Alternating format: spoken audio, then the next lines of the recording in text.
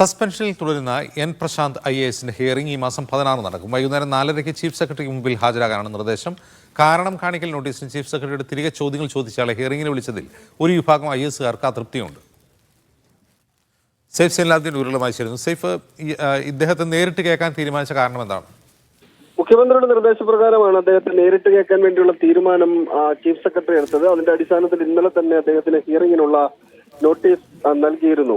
സസ്പെൻഷനിലായിട്ട് കുറെ കാലമായി. അതിനിടയിൽ പലതരത്തിലുള്ള ആരോപണങ്ങൾ ഫേസ്ബുക്കിലൂടെ എൻ പ്രശാന്ത് ആവർത്തിച്ചു വരികയായിരുന്നു. അതുകൊണ്ട് സസ്പെൻഷൻ നീട്ടുകയും ചെയ്തു.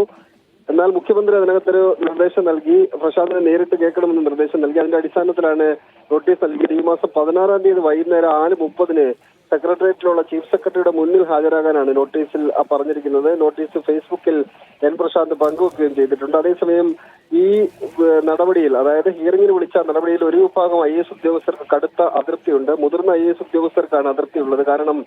കാരണം കാണിക്കൽ നോട്ടീസ് പ്രശാന്തിന് കൊടുത്തതിന് പിന്നാലെ തന്നെ ചീഫ് സെക്രട്ടറിയോട് കാരണങ്ങൾ ചോദിച്ചുകൊണ്ട് ഒരു കത്ത് ചീഫ് സെക്രട്ടറിക്ക് തിരികെ അയച്ചിരുന്നു. അങ്ങനെ ചീഫ് സെക്രട്ടറിക്ക് കത്തയച്ച ആളെ എന്തിനാണ് നേരിട്ട് വിളിച്ച് കേൾക്കുന്നത്? അദ്ദേഹത്തിന് പറയാനുള്ള കാര്യങ്ങൾ ഒരു നോട്ടീസ് വഴി എഴുതി വാങ്ങിയാൽ പോരെ എന്നുള്ള ചോദ്യമാണ് ഈ ഒരു വിഭാഗം IAS ഉദ്യോഗസ്ഥർ മുന്നോട്ട് വെക്കുന്നത്. എന്തായാലും 16-ാം തീയതി ഹിയറിംഗ് നടക്കും. പ്രശാന്ത് എന്ത് നിലപാട് സ്വീകരിക്കും എന്നതിനെ ആശ്രയിച്ചിരിക്കും അദ്ദേഹത്തിന്റെ സസ്പെൻഷൻ പിൻവലിക്കുന്നത്. അജീഷ്.